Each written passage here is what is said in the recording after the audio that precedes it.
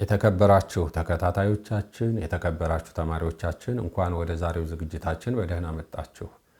የተንቢ ይህ ታንታዊ ሚዲያ ነው። በዛሬው የጉራግኛ ቋንቋ ጥናታችን የሰላምታ አሰጣጥና ስንብትን እንመለከታለን። እንመንዳ ሃሪ ያቢንደን ሽነቦሽን ያብንደ። የዛሬው ቪዲዮ ትንሽ ረዘም ያለ ስለሆነ በቀጥታ ወደ ጉዳያችን እንገባለን። ሰላምታ በሁሉም ባህሎች የተለመደና ተወዳጅ ነገር ቢሆንም ማህበራዊ ስትራክቸራቸው ወይም ሶሻል ቅርጸት አካላቸው ጠበቅ ያሉ ባህሎች ላይ ደግሞ ይበልጥ ትኩረት የሚሰጠው የማህበረሰብ ግንባታ አካል ነው። በዚህም ምክንያት ሰላምታ በጉራግኛ ቋንቋ ምን ይመስላል የሚለውን በጥልቀት ማጥናት አስፈላጊ ይመስለኛል። የዛሬው ይሄ ሰላምታን የተመለከተ ትምህርታችን ወደ 10 ያህል ክፍሎች ይኖሩታል። ስለዚህ በዛሬ ዝግጅት የተወሰኑትን እንመለከታለን። የቀሩትን በቀጣይ እናያቸዋለን ማለት ነው። በተቻለ መጠን ማስታወሻ ይዛችሁ የምትከታተሉ ከሆነ ያልገባችሁ ነገር ለመጠየቅ ይመቻችኋል። የመጀመሪያው የሰላምታ አይነት ወይም የሰላምታ አገባብ ወሄ መምህር ተብሎ የሚጀመረው ነው። ወሄ ዋርኸም፣ ወሄ ዋርሂም፣ ወሄ ዋርሁም፣ ወሄ ዋርህማም፣ ወሄ ዋሪም፣ ወሄ ዋርቦም። ስንት ጠራሁኝ? 6። በደንብ ልብ ብላችሁ ቆጥራችኋል አይደለም? ወሄ ዋርኸም ደህና ዋልክ ወይ ነው። ወሄ ዋርሂም ደህና ዋልሽ ወይ። ወሄ ዋርሁም ከሆነ ደህና ዋላችሁ ይሆናል ከአንድ በላይ ለሆኑ ወንዶች ወይም አትሊስት አንደኛው ወንድ ከሆነ ካሉት ሰዎች መካከል። ወይ ደግሞ ወሄ ዋርሁም አንቱ ለሚባል ወንድ ሰው ደህና ውለዋል እንደማለት።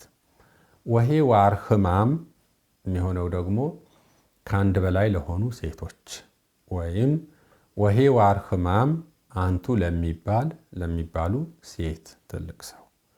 እነዚህ አራቱ ወሄ ዋርኸም፣ ወሄ ዋርሂም፣ ወሄ ዋርሁም፣ ወሄ ዋርህማም እነዚህ አራቱ ባለቤታቸው ይታወቃል ማለት ተጠያቂው ይታወቃል። ወሄ ዋሪም ከሆነ ግን አንተ ኦር አንቺ፣ እናንተ፣ አንቱ ምንለው ሰው የለም። ወሄ ዋርቦም ከሆነም እንደዚህ። ወደ አማርኛ ስንመልሳቸው ወሄ ዋርኸም ደህና ዋልክ ወይ፣ ወሄ ዋርሂም ደህና ዋልሽ ወይ፣ ወሄ ዋርሁም ከሆነ ደህና ዋላችሁ ወይ ቅድም እንደነገርኳችሁ፣ ወሄ ዋርህማም ከሆነም ደህና ዋላችሁ ወይ ለሴቶች። ወሄ ዋሪም ከሆነ ግን ደህና ተዋለ ነው። አማርኛ ላይ ብዙም ሴንስ አይሰጥም። ከዚህ የሚብሰው ደግሞ ወሄ ዋርቦም ከሆነ ደህና ተዋለበት ነው የሚሆነው። ቃል በቃል ብንተረጉመው ለአማርኛ ሰላምታ ይሄ የተለመደ አይደለም። እነዚህ 6ቱን በደንብ ስታጤኑ መጀመሪያ ላይ 4 የጠራሁላችሁ ተጠያቂ አካል አላቸው ብያችኋለሁ። ወደ ኋላ ላይ ያሉት ግን እንዲሁ ደህና ተዋለ ነው እንጂ የሚለው ያ ደህና ዋልኮ የሚባል ሰው የለም እዛ ውስጥ። እነዚህ ሁለቱን ለይታችሁ እንድትሄዱ ስለፈለግኩ ነው በነገራችን ላይ ስትረስ ያደረግኩበት። በቋንቋ ጥናት እንደዚህ አይነት ነገሮች አስፈላጊ ናቸው ለመገንዘብ። እንደምታውቁት የሆነ ድርጊት ካለ አድራጊው ባለቤት ይባላል። ተደራጊው ወይም ድርጊት ተቀባዩ ደግሞ ተሳቢ ይባላል። ለምሳሌ ነመድከም ካልኩ ወደድኩህ እያልኩ ነው አይደል? ወይም ነመድችም ካልኩ ወደድኩሽ እያልኩ ነው። እኔ ወዳጅ ነኝ፣ አንቺ ተወዳጅ ነሽ ማለት ነው። ወይም እኔ ወዳጅ፣ አንተ ተወዳጅ ነህ። ስለዚህ አድራጊው እኔ ስለሆንኩኝ ባለቤት እባላለሁ። ድርጊት ተቀባዩ ደግሞ አንተ ስለሆንክ ተሳቢ ትባላለህ። ነመድከም ካልኩኝ ወይም ወደድኩ ካልኩኝ ባለቤትም ተሳቢም ስላለው እንደዚህ አይነት ግስ በግስ ጥናት የዋህ ግስ ይባላል። ሁለቱም ይታወቃሉ። ግን ደግሞ እንዲሁ ወደድኩ ብልስ ወዳጁ እኔ ነኝ፣ ግን ማንን የወደድኩት አልተገለጸም። ባለቤት ተገልጿል፣ ተሳቢ አልተገለጸም። እንደዚህ አይነት ግስ ደግሞ መሰሪ ግስ ይባላል። በተለይ በግስ ጥናት ያው ታውቃላችሁ፣ የግስ ጥናት ላይ በደንብ የገፋችሁ ሰዎች የዋህ ግስና ተሳቢ ግስ የሚባሉት እነዚህ ናቸው። ተሳቢው ማን ነው? የዋህ ግስና መሰሪ ግስ ማለት ነው። ባለቤቱም ተሳቢውም ከታወቁ የዋህ ይባላል። ባለቤቱ ታውቆ ተሳቢው ካልታወቀ መሰሪ ይባላል። ስሙ ገላጭ ነው፣ መሰሪ ነው። አሁን ወሄ ዋሪም የሚለውም ከዚህ ጋር ስለሚመሳሰል ነው በነገራችን ላይ ወደ ግስ የገባሁት እንጂ ለዚህ ጥናት ግስ አስፈላጊ ሆኖ አይደለም። ወሄ ዋሪም ሲባል ማን ነው ደህና ዋዩ አይገልጽም። ወሄ ዋርቦም ሲሆንም እንደዚሁ አይገልጽም። ወሄ ዋርኸም ከሆነ ግን አንተ ነህ፣ ዋርሂም ከሆነ አንቺ ነሽ፣ ዋርሁም ከሆነ እናንተ ወይም እርሶ፣ ዋርህማም ከሆነም እንደዚሁ እናንተ ወይም እርሶ ይሆናል ማለት ነው። አብዛኛው ጊዜ ወሄ ዋሪም ዝም ብሎ ሰዎች የሆነ ከልባቸው ካልሆነ እንደዚህ ሊሉ ይችላሉ። ሁሌ እንደዛ ነው እያልኩ አይደለም። የሆነ ሆኖ እስካሁን ያየነው የሰላምታ አይነት ወሄ የሚል ነው። ወሄ ደህና ማለት ነው ብያችኋለሁ። ደህና፣ መልካም፣ በጎ እንደማለት ነው ወሄ ማለት። ለሰላምታ ሲሆን ደግሞ ደህና የሚለው ይበልጥ የቀረበ ይሆናል ማለት ነው። ስለዚህ ወሄ ዋርኸም ባጭሩ ደህና ዋልክ ወይ ነው ማለት ነው። ወሄ ዋርሂም ደህና ዋልሽ ወይ እያለ ይቀጥላል። እዚሁ ከወሄ ዋርኸም ከወሄ ዋርሂም ሳንወጣ ያው እንደሚታወቀው ከዚህ ቀደም በሌላ ትምህርት በደንብ ስለነካካ ነው ወሄ በሚለው ቦታ ለምሳሌ ሟሟ ሊተካ ይችላል። ኦልሞስት ተመሳሳይ ነው። አብራርቸዋለሁ ብዬ ነው ከዚህ ቀደም። ጉራጌ በጣም ሰፊ በሆነ መልክዓ ምድር ይኖር ስለነበረ፣ ዲስፐርስ ሆኖ ይኖር ስለነበረ፣ በጣም ሰፊ ህዝብ ስለሆነ እንደየአካባቢው የተለያዩ ዲያሌክቶች፣ አክሰንቶች፣ እነዚህ ዘዬዎች የመሳሰሉት ነገሮች ተፈጥረዋል። መሰረታዊ የቋንቋ ስትራክቸሩ አንድ ነው። የተወሰኑ የፊደላት የቃላት አይነት ለውጦች ይኖራሉ። ይሄ ቅድም እንዳልኳችሁ የታሪኩና የአኗኗሩ ስፋትና ጥልቀት የሚያሳይ ነው። በአንድ ቋንቋ ውስጥ ብዙ አይነት አክሰንቶች፣ ዲያሌክቶች ይኖራሉ። አንድ ጉራጌኛ ነው። ጉራጌም አንድ ነው። ጉራጌኛም አንድ ነው። ስለዚህ ለምሳሌ አንዳንድ ቦታ ላይ ሟሟ ሊባል ይችላል። ወሄ ዋሪም የሚለውን ሟሟ ወይም ሊሆን ይችላል፣ ወይ ፈያ ሊሆን ይችላል። ወሄ በሚለው ቦታ ማለት ነው። እንደየአካባቢው የተወሰነ ያጠራር ልዩነቶች አሉ። ለጥናት ግን እንዳልኳችሁ ጉራጌኛ ሁሉ አንድ ስለሆነ ስትራክቸሩ አንድ ስለሆነ አንዱን ከያዛችሁ መሰረታዊ የቃላት ግንባታ የአረፍተ ነገር ግንባታ ልዩነት ስለሌለው አንዱን ከያዛችሁ ሌላውን ለመረዳት ብዙ አትቸገሩም። ለጊዜው ወሄ የሚለውን ይዘን መቀጠል እንችላለን ማለት ነው። አሁን ስለ ውሎ ነው እስካሁን የተነጋገርነው። ወሄ ዋሪም፣ ዋርኸም፣ ዋርሂም፣ ዋርሁም፣ ዋርህማም የሚለውን አዳር ሲሆንስ አደሪም ይሆናል። ወሄ አደሪም ይሆናል ማለት ነው። ወሄ አደርቦም ይሆናል ማለት ነው በመሰሪው። በየዋሃው ደግሞ ወሄ አደርኸም፣ ወሄ አደርሂም፣ ወሄ አደርሁም፣ ወሄ አደርህማም ይሆናሉ ማለት ነው። ም የምትል ፊደል ብትጨመር ወሄ የሚለው ላይ ወሄ ም ይሆናል። ሁለቱም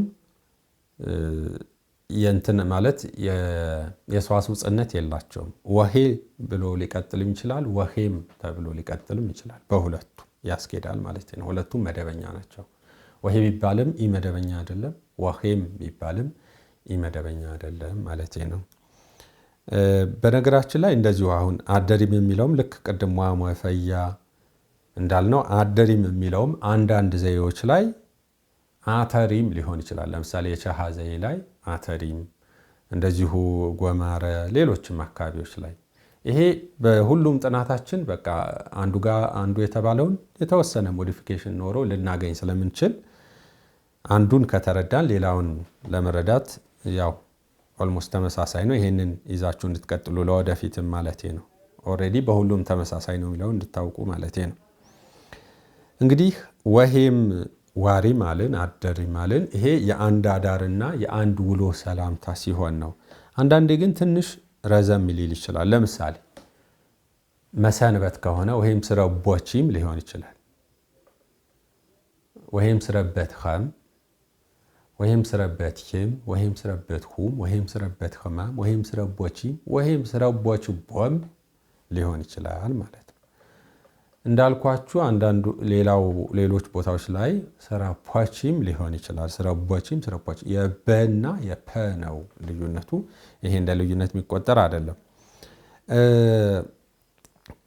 ከዚህ ደግሞ ትንሽ ሳብ ብሎም በተጨማሪ ነሪ ደግሞ ሊሆን ይችላል። ለምሳሌ ወሄም ነርኸ አንድ ወሄም ነርህ ወሄም ነርሁ ወሄም ነርህማ ወሄም ነሪ ወሄም ነርቦ ሊሆን ይችላል።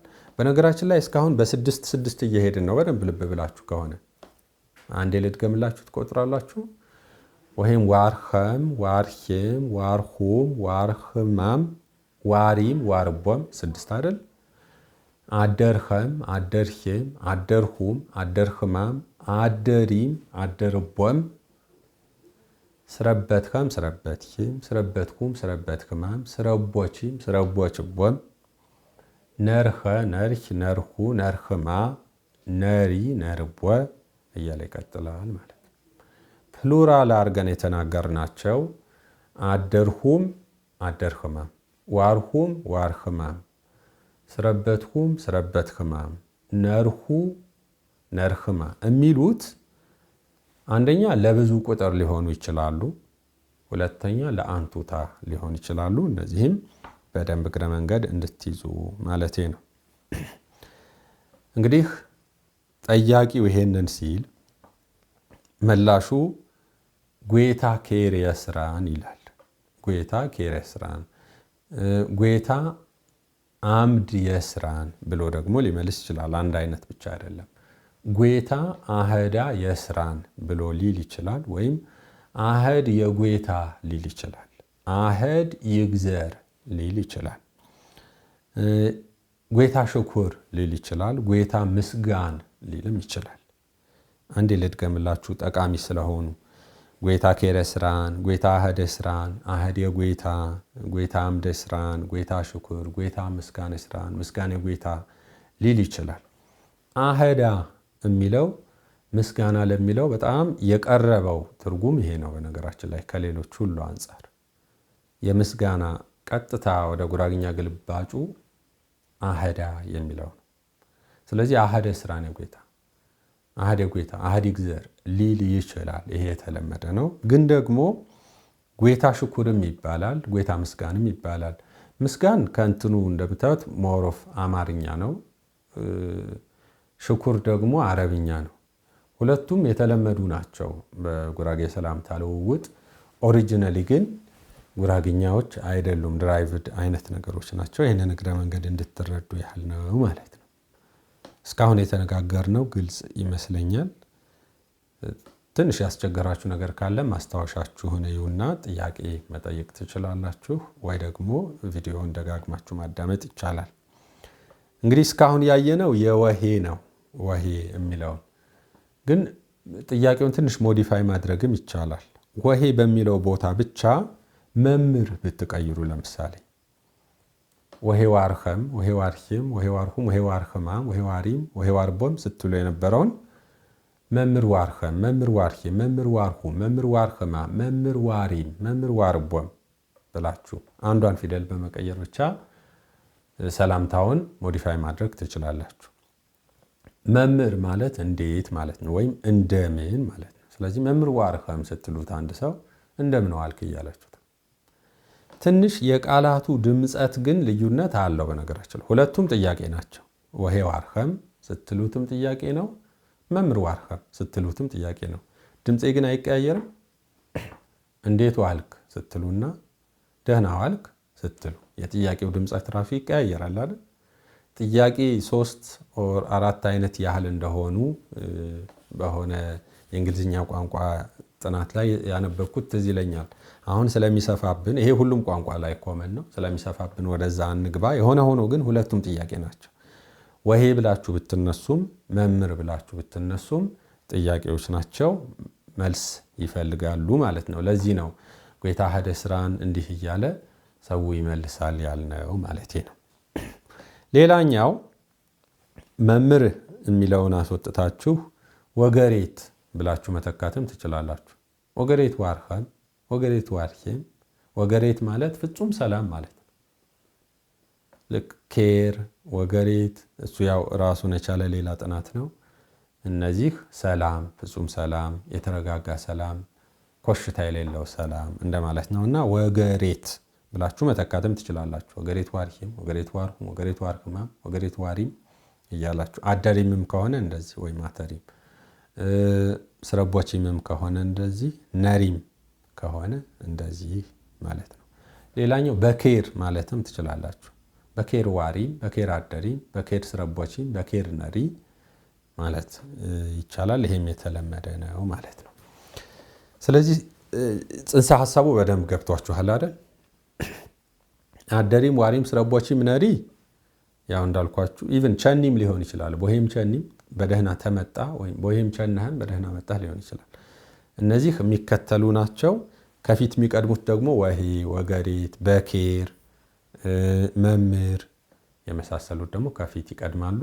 ይህንን በደንብ ከተረዳችሁ ሰላምታ በደንብ ችላችኋል ማለት ነው። አንዷን ክፍል ነው ግን በጣም ሰፊ ነው የሰላምታ አይነት። ወደኋላ ስንሄድ እየተገረማችሁ ትመጣላችሁ። አዳዲሶች ብቻ ሳትሆኑ እንደው በቋንቋው ላይ አድገንበታል አፍ መፍቻችን ነው የምትሉ ሰዎች ራሱ እንዴ ለካ ይሄም አለ አላሰብኩትም ነበር የምትሉት ነገር እናያለን ወደ በኋላ ላይ።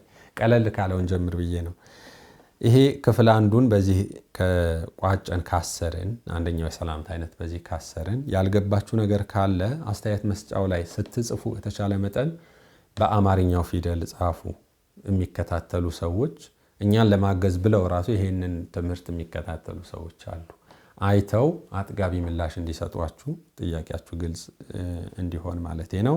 እኔም እየተከታተልኩ ወዲያውኑ ለመመለስ ሞክራለሁ።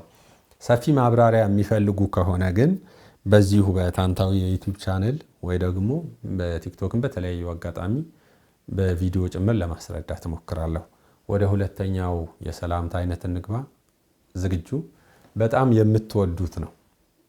ይሄኛው በብዙ ቋንቋዎች እንግዲህ እንግሊዝኛም፣ አማርኛም፣ አንዳንዶቻችሁ ግዕዝም፣ አረብኛም፣ ፕሮባብሊ እነ ፈረንሳይኛም የሀገራችን ውስጥ እንደዚህ ትግርኛ፣ ኦሮምኛም ጭምር ሌሎች የምታውቁ ልትሆኑ ትችላላችሁ። ብዙዎቹ ላይ የሌለውና እንዲሁ ሲሰማ ራሱ ደስ የሚለው አንዱ የሰላምታ አይነት በጉራጌ የተንቢ ነው።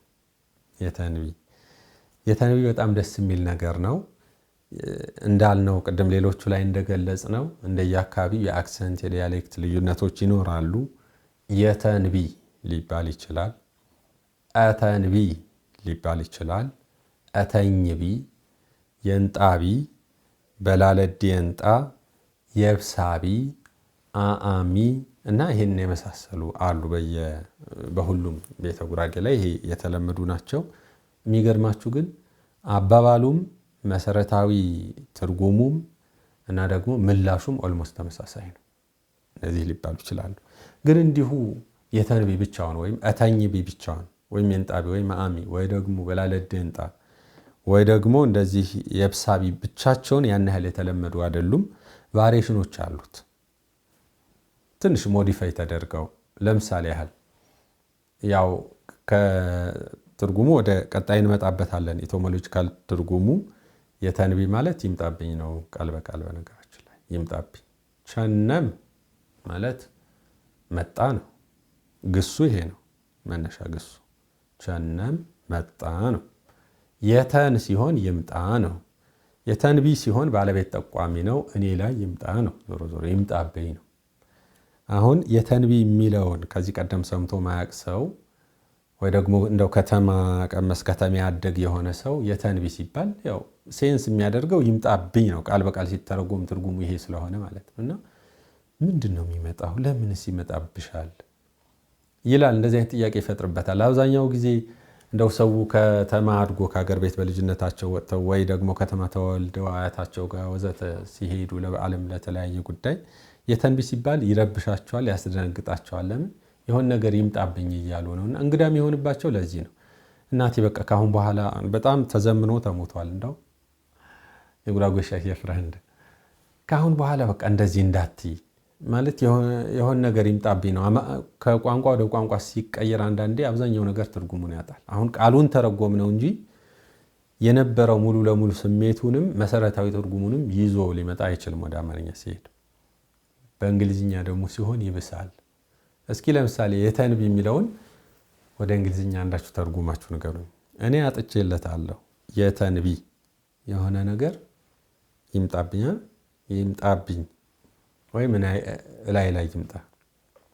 ሌት ኢት ከም ኦን ሚ ሊሆን ይችላል። እንደዚህ በቃ ሊትራሊ እንዲሁን ተርጉመው በጥሬ ካለን እንደዛ ነው። ሌት ኢት ከም ኦን ሚ እኔ ላይ ይምጣ። መልሳችሁ ይሄን ወደ አማርኛ ተርጉሙት፣ መልሳችሁ ወደ ጉራግኛ ተርጉሙት። አንዳንድ ሪቨርስ ታረጉት በጣም ነው የምትገረሙት። ለምሳሌ አንድ የሆነ ንግግር ከጉራግኛ ወደ አማርኛ ተረጎማችሁት። ከዛ ጉራግኛውን ትታችሁ ከአማርኛ ወደ እንግሊዝኛ ተረጎማችሁት። ከእንግሊዝኛ ወደ ግሪክ ተረጎማችሁት እንበል ምሳሌ 4 ቋንቋ አይደል? እንደገና በመጣችሁበት ሂደት ቀጥታ ሪቨርስ ተረጎማችሁት። ከግሪክ ወደ እንግሊዝኛ፣ ከእንግሊዝኛ ወደ አማርኛ፣ ከአማርኛ ወደ ጉራግኛ ተተረጉሙት። መጀመሪያ ከነበረው ጭራሽ ማይገናኝ ሌላ ቋንቋ እስኪመስል ድረስ ሊገለበጥ ይችላል። የሆነ ነገር ከቋንቋ ወደ ቋንቋ ሲተረጎም ብዙ ጊዜ ቃሉ ቢተረጎምም መሰረታዊ ሚኒንጉና የተሸከመው ስሜት ይጠፋል። ስለዚህ አብዛኛው ጊዜ በተለያዩ ትምህርት ቤቶች በተለይ የመጽሐፍት ጥናት የስክሪፕቸር ጥናት ላይ መነሻ ቋንቋ ኦሪጂናል ቋንቋው ይጠና የሚባለው በዚህ ምክንያት ነው። ነገራችን ላይ አንዳንድ እንበልና ሌሎች አሁን የዓለም መጽሐፍትም ድርሰቶችም ቢሆን ሲተረጎሙ ዋና እንትናቸው ስሜታቸው የሚያጡት በዚህ ምክንያት ነው። የሆነ ሆኖ ወደ ተንቢ እንሂድና ሊትራል ትርጉሙ አሁን እንዳልነው ነው፣ ይምጣብኝ ነው። እንደዛም ሆኖ ግን ብቻውን አይነገርም። ለምሳሌ ሞት የተንቢ ይላሉ እናቶች፣ ሞት ይምጣብኝ። ዝሌል ደሞ አብሳቢ ይላሉ፣ ቅስፈተ አብሳቢ ይላሉ፣ ኧረ ቅስፈተ ተንቢሽ ይላሉ፣ በላለድ ይምጣ። እንዲህ እያሉ ከፊት ሞዲፋየሮች አሉ ልላችሁ ነው። ሞዲፋየሮች ሞት ተንቢ፣ ቅስፈተ ተንቢ፣ ዝሌል አብሳቢ። ይሄ ብቻ አይደለም። አንዳንዴ እንደው ይክማዶታ ይሄን አሬ ተንባ ሊባል ሁሉ ይችላል። እኔ ገጥሟችሁ ይሆናል ብዬ አስባለሁ። አተማህ እግረሽ ታፈር ሞት ተንባ ትባላላችሁ። ስለዚህ እነዚህ እንትኖች ናቸው ማለት አጎላማሾች ናቸው። በዚህ መልክም የተለመደ ነው። ድንገት እንደው በጣም አንዳንድ ሰላምታ በጣም የሚበዛባቸው የፍቅር ቦታዎች አሉ፣ ከሌላው እንደውም የሚበዛባቸውና እንደዚህ አይነት ቦታዎች ሞት የተንቢ ሲባል ሰምቶ ማያውቅ ሰው በጣም ያስደነግጣልና የፍቅር መሆኑን እንድትገነዘቡት ለማለት ነው። ስለዚህ ኢቲሞሎጂካል ሚኒንጉን አየን፣ እንዲሁ ጥሬ ትርጉሙን ፕሌን ሚኒንጉን አየን። ኮንቴክስቹዋል ሚኒንጉ ምንድነው፣ አገባቡ ምንድነው የሚለውን ደግሞ አይተን ወደ ሶስተኛው የሰላምታ አይነት እንሄዳለን። የተንቢ ምክንያቶች አሉት። ለምሳሌ አንድ ሰው ሲመጣ አንደኛ የፍቅር ነው። የተንቢ የፍቅር ነው። አንተ መጣህልኝ፣ አሁን አይንህን አይቻለሁ። ስለዚህ ሞት እንኳን መጥቶ ቢወስደኝ አይቆጨኝም። ካሁን በኋላ ሞት ይምጣብኝ፣ ሞት ይውሰደኝ፣ መልአከ ሞት ይምጣብኝ ነው መነሻ ትርጉሙ። ምንም ችግር የለውም፣ አይንህን ማየት ነው። አንተን ካገኘሁ በኋላ ሞት እንኳን አያስፈራኝም፣ ወይም አንቺን ካገኘሁ በኋላ በህይወት መለየት ያህል እንኳን አያሳሳኝም፣ መጨከን እችላለሁ ነገር ነው። መሰረታዊ እንትኑ ትርጉሙ ይሄንን ነው። ሌላኛው አክብሮት ነው። የተንቢ እንዲሁ እንደው ለምሳሌ ሪስፔክት የሌላችሁን ሰው ማታከብሩትን ሰው የተንቢ አይባልም። የተንቢ የአክብሮት የፍቅር ምልክት ነው። ብታውቁት እንኳን ወይም ባታውቁት እንኳን መንገድ የሚያልፍ ትልቅ አረጋውያን ለምሳሌ ወይ የስብሰባ ኖሮባቸው ወይ የሆነ ጉዳይ ኖሮባቸው ወይ ለማስታረቅ ቀጠሮ ይዘው እንዲሁ በመንደር የሚያልፉ ከዘራቸውን ይዘው በመንደር የሚያልፉ ትላልቅ ሰዎች ካዩ እናቶች እንዲሁ ወሄዋሪም አይባልም። ያን ያህል የተለመደ አይደለም። እንደ ንቀትም ጭምር ነው። ይወቁትም አይወቁትም ያን ሰው ወሄዋሪም ሊል ይችላል፣ ያ ሰው ላይል ይችላል። እነሱ ግን የተንቢ ይሉታል። ያም ሰው እያም ይላል። አሁን የተንቢ ከተባላችሁ ያው ሌሎቹም አንዱን ይዤ ለመቀጠል ያህል ነው፣ ለሲምፕሊፊኬሽን ለሲምፕሊሲቲ የተንቢውን የምጣቢም ሌላም ይሁን የተንቢ ከተባለ እያም ይላል ያ ሰው። እንዲሁ እንደው አሚን እንዳትሉ ተሳስታችሁ። የሆነ ጊዜ የተንቢ ሲባል አሚን የሚል ሰው ገጥሞኛል። ስለማያውቀውም አሚን እንዳትሉ እያም ነው የሚባለው። ወይ እዲም አነም ሊሆን ይችላል። በላለድ የንጣ ከሆነ ደግሞ እዲጭ ሊሆን ይችላል፣ ኢያም ሊሆን ይችላል። ያው የመሳሰሉት እኔው ራሴ ማለት ነው ባጭሩ። ቀደም የፍቅር ነው ብያቸዋለሁ፣ ወይም የአክብሮት ነው ብያቸዋለሁ። በጣም አከብርሃለሁ፣ ሪስፔክት ሰጣለሁ እያለችው ነው። ያም ሰው እያም ማለት እኔም እኮ ክብር አለኝ፣ ለንግግርሽ ክብር አለኝ፣ ፍቅር አለኝ እያለ እየመለሰ ነው ማለት ነው። እንደውም አሁን ጊዜ ለምሳሌ በቅርብ ጊዜ ስለ እንትን ታያላችሁ ቲክቶክ ላይ ብዙ ጊዜ የተንቢ የሚሉት ሴቶች ናቸው አይደል? እኛ ጋር እስኪ ወደ ቲክቶክ፣ ወደ ዩቲዩብ፣ ወደ ሶሻል ሚዲያ እንወሰዳችሁ። መቼም እዚህ ላይ ማያ የለም። ማንበብ አንወድም ነበር፣ ሶሻል ሚዲያ መጣልን። በጣም በተደጋጋሚ እንደው አንድ ቪዲዮ አየሁና አለቅ ያለኛው አልጎሪዝሙ ያመጣው የለም። ወንዶች በተፈጥሮ ሪስፔክት ይፈልጋሉ ወይም መከበር ይፈልጋሉ እና ይሄንን ከምዕራባውያን እየሰማን ነው ማለት በተለይ አሁን ጊዜ ሳይኮሎጂስቶች ናቸው እንግዲህ አጥንተው ሞተዋል። ወንዶች ምን ሲሆን ነው እንደተከበሩ የሚሰማቸው ወይም እንደተወደዱ የሚሰማቸው የሚለውን አንደኛ አንተ አከብርሃለሁ ብላ ስትናገረው፣ በዋናነት ግን አክብሮቷን በድርጊቷና በሌሎች ንግግሮቿ ስትገልጽለት። የሚገርማችሁ ይሄ በስልጠና ጭምር ይሰጣል አሁን ለባልና ለሚስት እና ይሄንን ሳይ አንዳንዴ ለካ ያለን ነገር አናውቅም ብዬ ራሴን እንትን ብዬ አውቃለሁ። እውነት ለመናገር የሆነ ጊዜ ላይ ማህበረሰቡ ሴት ልጅ አክብሮቷን በተንቢ ትግለጥ ብሎ አምኖበታልና እስከ ዛሬ ድረስ በቃ ኮንሲስተንት ሆኖ ይዞት ቀጥሏል። የተንቢ ስትል የክብር ነው ማለት ነው።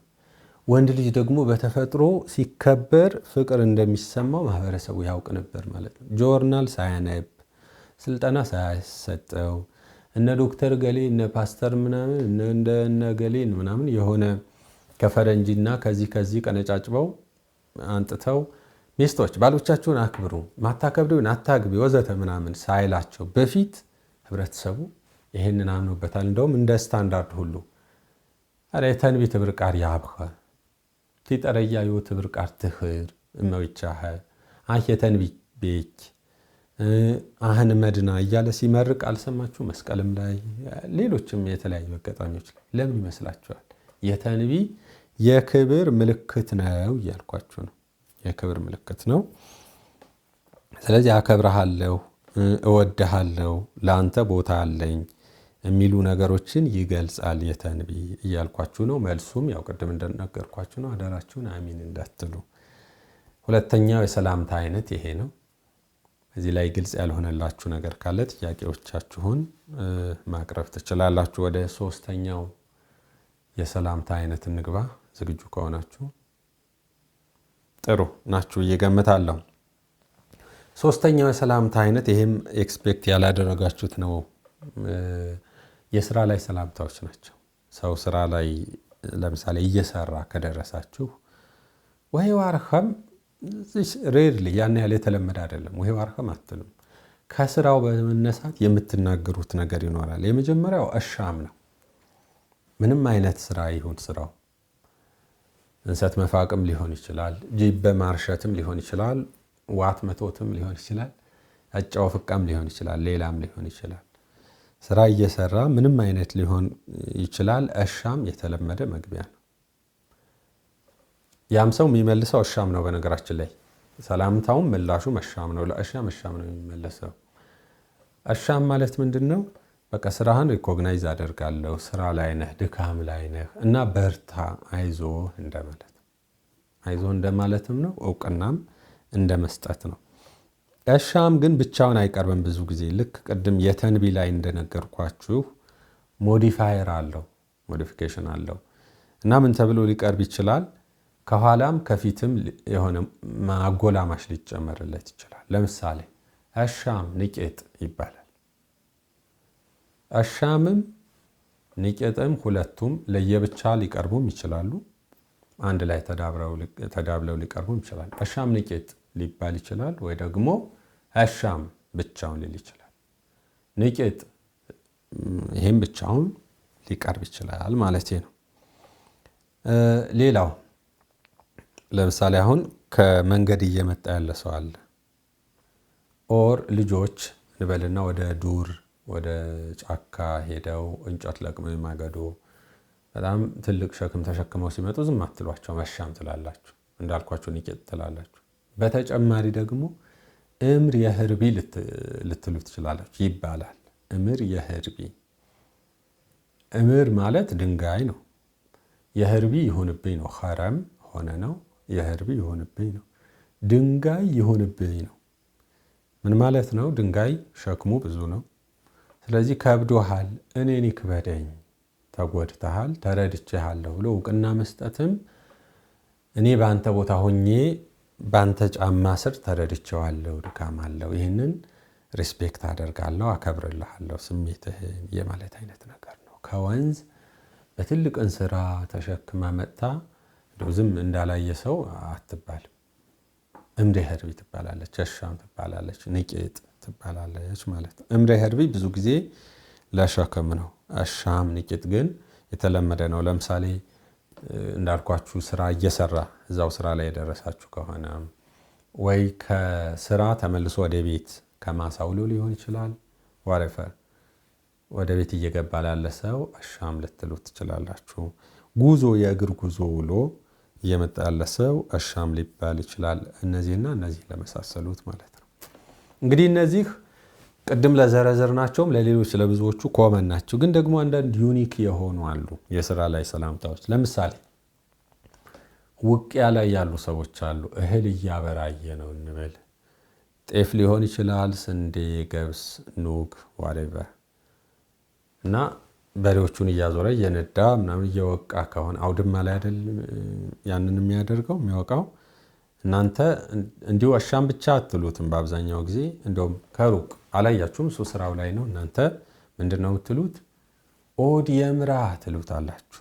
ኦድ ማለት አውድማ ማለት ነው። የምራ ይሙላ ነው። ያ ሰው የመናብራ ይላችኋል ዞር ብሎ ራሱ ሳያችሁ። በቃ የተለመደውን ኤክስፔክት ነው። ከዛ በኋላ ዞሮ ሰላም ሊላችሁ ይችላል።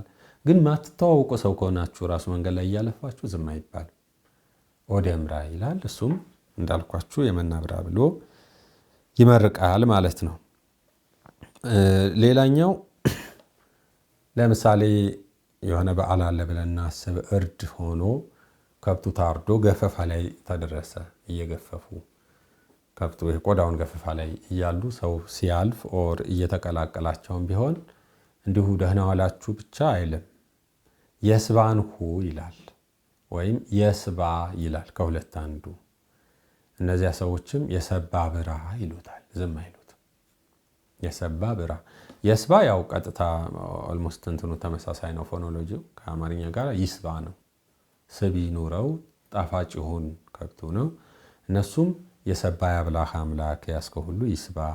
እንዲሁ እንደው ከብቱ ይውዛ ማለት አይደለም። በነገራችን ላይ ትንሽ ዲፕ የሆነ ትርጉም አለው። ይስባ ማለት ለሰውነት የሚስማማ ይሁን ያሰባችሁት ይስመርላችሁ አይነት ነገርም አለው። እነዚያም ሰዎች ሲመርቁት እንደዛ ማለታቸው ነው። የሰባ ብራ እንደው የሰመረ ነገር ላንተ ይሁን፣ የማያልቅ እንጀራ ይስጥህ፣ ወይ ደግሞ ተበልቶ የሚስማማ ነገር ላንተ ይሁን፣ የያዝከው ንብረት ተመግበኸው እንዲሁ እንደው ሳትመገበው የሚያልፍ አይሁንብህ ብሎ በጎ ምኞት መግለጽ ነው ማለቴ ነው።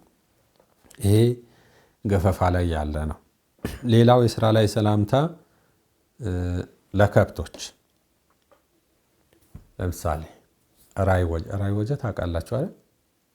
ወይም ዜማንቸ ወይም ራይ ወጀ ይባላል። ወይም ወጅመነ ይባላል። ያው ታውቁታላችሁ እንደየአካባቢው። ይሄ በጉራጌ ምድር በጣም የተለመደ ነው። ሌሎች ብዙ ቦታዎች ላይ ቼክ አድርጌያለሁ። እንዲህ ያለ ባህል አላየሁም። ተቀራራቢ ነገሮች አሉና እረኛ የሚለው የሚገልጸው አይመስለኝም። እንግዲህ በአማርኛ ምን እንደምንለው አላውቅም። ከደቡብ ጫፍ እስከ ሰሜን ጫፍ ኢትዮጵያ ብዙ ቦታዎች አይቻለሁ። አገር ውጭ የተወሰኑ ቦታዎች አይቻለሁ። ግን እንደዚህ ከብቶች እንትን ብለው ሲሉ አላየሁም። እና ወደኛም ማለት እኛ ሀገር መሆን የምስራቁም ብዙ ቦታ ስታዩ ከብቶች ያረባሉ። ለምሳሌ አፋር ከብቶቻቸውን ይዘው ነው እንትን የሚሉት። ሰው የራሱን ከብት ይዞ ይሰደዳል አይነት ነገር፣ በጋራም የማገድ ነገር አለ። የኛ ግን ስትራክቸር ተሰርቶለት በየተራ ይጠበቃል። እንደገና ህግ ተሰርቶለት ዳኛ ኖሮት እንደዚህ አይነት ስትራክቸር አላየሁምና አሁን የመሬት ጥበት ምኑ ይህን ባህል እያጠፋው ነው። እንደ ባህል ግን ባይጠፋ በጣም ደስ የሚል ነበር እውነት ለመናገር። እንዲሁ ከብት ከመጠበቅ ያለፈ ትርጉም አለውና ባይጠፋ ጥሩ ነበር። የሆነ ሆኖ ወጅመን የሚባለው ወይም ዜማቸው ወይም ራይ ወጀ የሚባለው ከብቶቹን እየነዳ አግኝታችሁት ወይም አሰማርቶ እያበላ አግኝታችሁት መምህር ዋርኸም ደህና ዋልክ ወዘተ ብቻ አትሉት። የትረፉ ትሉታላችሁ፣ ወይም እራ የትረፉ ትሉታላችሁ፣ ወይም ዋጋ የትረፉ ትሉታላችሁ፣ ወይም የትረፍ ትሉታላችሁ። አንድ ከብት ብቻ ከሆነ ወጅመነም ላይሆን ይችላል። ፎርዛት ማተር ከቤታችሁ ያሏችሁን ከብቶቻችሁን እየነዳችሁ እያወጣችሁ ሊሆን ይችላል። ወደ ቤት እያስገባችሁ ወይ የሚበላበት ጋር እየወሰዳችሁ ሊሆን ይችላል። እና ሰው የምታውቁትም ሊሆን ይችላል። የማታውቁት ሰው ዝም አይልም፣ የትረፍ ይላችኋል። የትረፍንኸ ደግሞ ይላችኋል። የትረፎ ሊል ይችላል። ዋጋ የትረፎ ብቻ ሞዲፊኬሽኖች አሉት። መትረፍ የሚለውን ያዙት እናንተ። መትረፍ የሚለውን ምንድን ነው መትረፍ ማለት? ብዙ ባህሎች ላይ ይሄ ኢቪል አይ የሚባለው አለ አይደለም? ወይም ኖርማሊ እንትኑ ያን ያህል ጣፋጭ ንግግር አይደለም። የሆነ ሆኖ የተለመደ ነው። ከባህላዊ ከኢንዲጂነስ ባህል እስከ ሳይንስ ድረስ እስከ ሳይኮሎጂ ድረስ ቡዳ የሚባለው ማለት ነው።